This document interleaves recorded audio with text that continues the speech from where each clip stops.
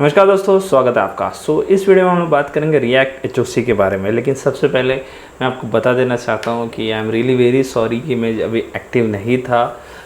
थोड़े families issues थे, फिर ये लॉकडाउन वाला बहुत चक्कर था एंड बहुत सारे ऐसे इश्यूज़ थे। तो अब सब कुछ सेटल हो गया है। So back to the channel and React का बहुत सारा वीडियोस जो था मैंने ऐसे ही छोड़ दिया था। सो नाउ उसी को हम लोग अभी आगे बढ़ा रहे हैं। तो सबसे best and high trending topic है ये HOC, हाई ऑर्डर कंपोनेंट। तो चलिए इसके बारे में बात करते हैं।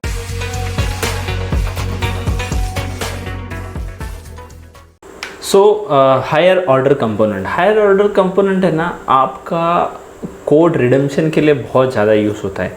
कोड रिडम्पशन कैसे, एक छोटा सा एग्जांपल लेता हूँ। यहाँ पे देखिए मेरे पास दो कंपोनेंट है, एक है क्लिक काउंटर और एक है होवर काउंटर। अगर इसका कोड अगर आप देखोगे तो ऑलमोस्ट आइडेंटिकल है, सिर्फ इवेंट थोड़ा अलग हो रहा है। मतलब अगर मैं इस पर क्लिक करूँ so we are getting incremented this found, अगर इस पर होवर करूँ तो हमें वो जो इंक्रीमेंटेड है वो मिल रहा है। बट अभी ये जो कोड है अगर आप देखोगे, मैंने स्टेट्स यूज़ किए हैं एंड सिंपल सा फंक्शन है वो जो इंक्रीमेंट कर देता है एंड नॉर्मल प्रिंट हो रहा है। बट नाउ ये जो दोनों का जो कोड है अगर उसे रिड्यूस करना है, कम करना है, तो हमें क्या करना पड़ेगा, इसके अराउंड एक रैपर लगाना पड़ेगा that is called as a higher order component.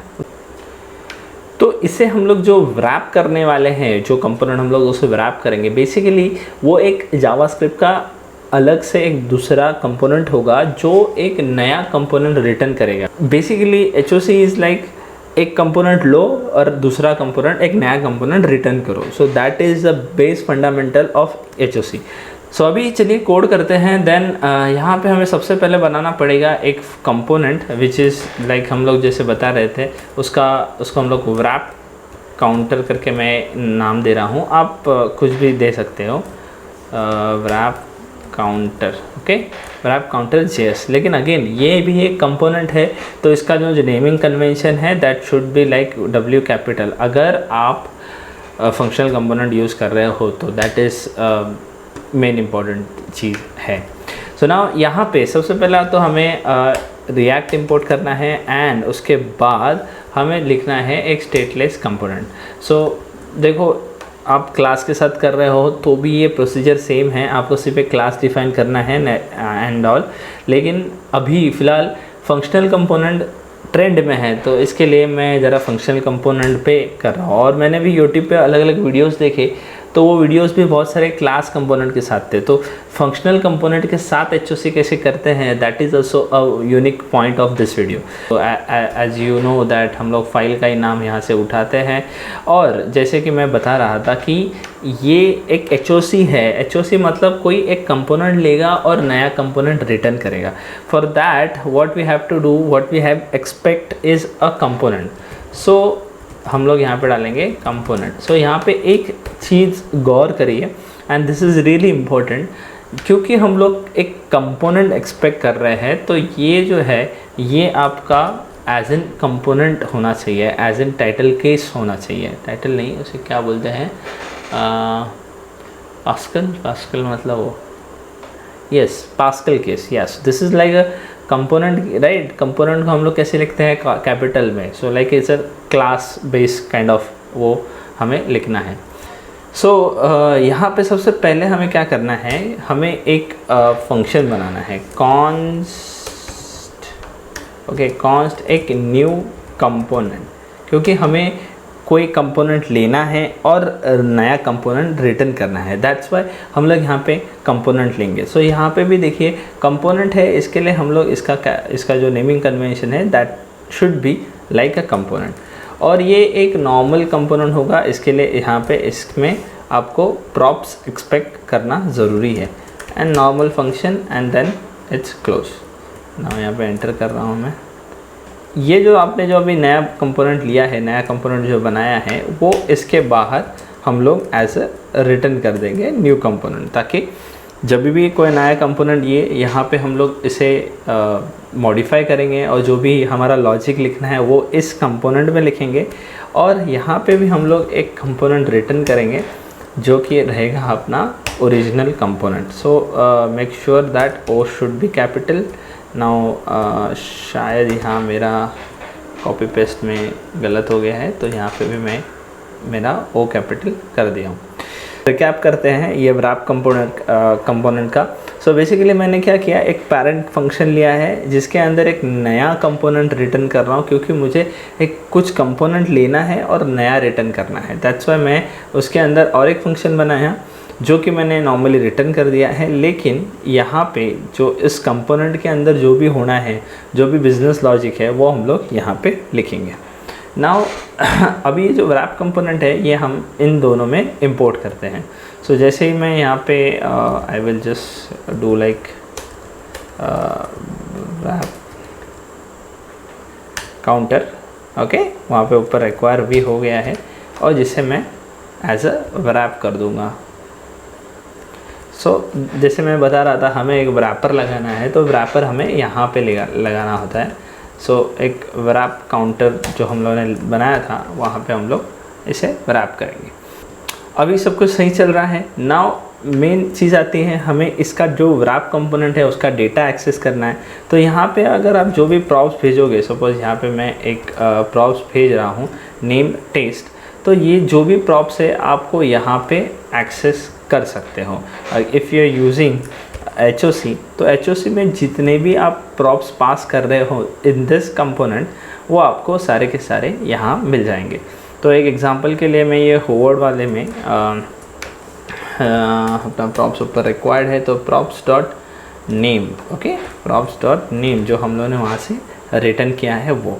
तो यहाँ पे देखो, जैसे ही मेरा ऐप जो है वो रिलोड हो जाएगा, then we will have our props dot name which is test. तो यहाँ पे जो हम लोगों ने टेस्ट पास किया था वो हम लोगों ने होवर कंपोनेंट में मिल गया है। सो नाउ ये होवर कंपोनेंट से अभी फ़िलहाल के लिए मैं हटा देता हूँ। एंड देखिए अभी तक हमारा कोड कुछ कम हुआ नहीं है, तो क्या करेंगे, अभी ये जो सारा चीज़ है वो उठा के हम लोग डालेंगे हमारे wrap काउंटर JS में।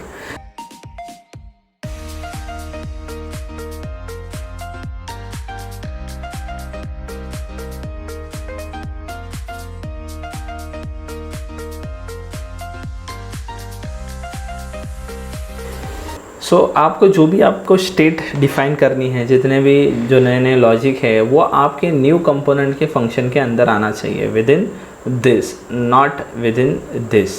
तो आपको जो ये जो करना है वो यहाँ पे आपको नहीं करना है। अगर आप ऐसा करोगे so you will get an error, okay. So यहाँ पे जो नया जो भी स्टेट डिफ़ाइन कर रहे हैं, तो वो जो भी कर रहे हैं हम लोग को हमें करना है हमारे स्टेट के अंदर। तो इसके लिए हम लोगों ने जो भी करना है वो हमें करना है हमारे नए कंपोनेंट के अंदर। तो इसके लिए हम लोग यहाँ पे नए कंपोनेंट में वो डाल दिया है।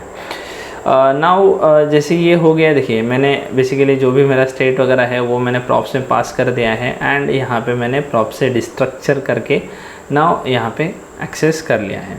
उप्स, सॉरी। सो अभी यहाँ पे हम लोग रिलोड करके चेक करते हैं। So now our everything is working fine. ये है बेसिक HOC वर्क्स, लेकिन इसके साथ भी दो तीन चीज़ें हैं। देखिए अगर आपको पूरा वीडियो देखना है तो डेफिनेटली देखिए, बट आई वुड सजेस्ट कि अगर आप नए हो तो फर्स्ट यहाँ तक ट्राई करिए and then watch the next part, okay. So I am assume that आपने पार्ट देख लिया है। Now we should move further.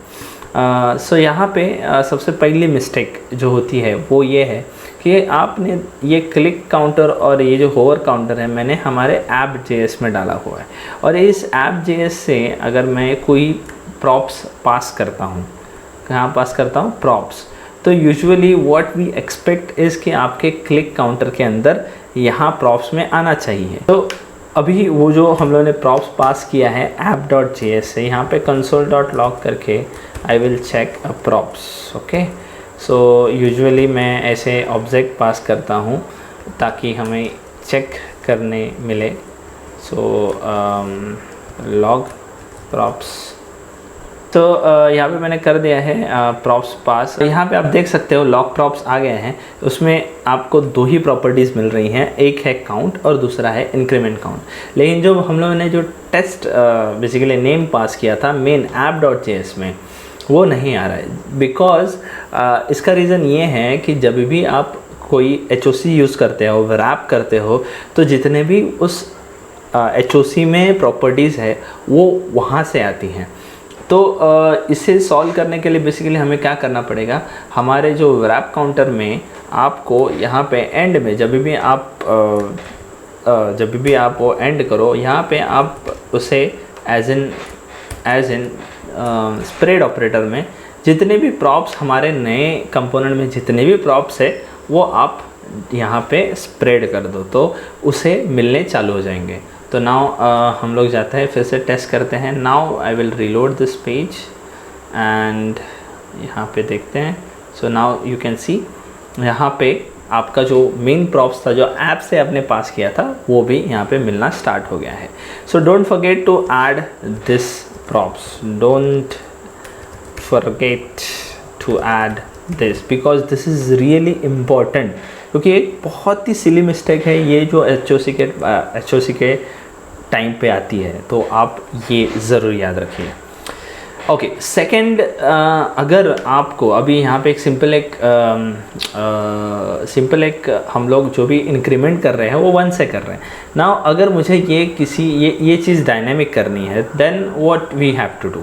So यहाँ पे जो मेन हम लोग कंपोनेंट पास कर रहे थे वहाँ पे आप ये पास कर सकते हो एक और पैरामीटर, और ये पैरामीटर को मैं डिफ़ॉल्ट वैल्यू भी दे देता हूँ। Usually we should do this now. Okay, ink with, sorry, naming convention अच्छे तरीके से रखिए। सो मैं यहाँ पे इंक विथ कर रहा हूँ, तो मेरा काउंटर जो है अगर मैंने नहीं पास किया सो 1 लेगा, अगर मैंने पास किया, सपोज़ मैं होवर काउंटर में I will pass by 10 and अगर क्लिक करता हूँ so I will pass up 5।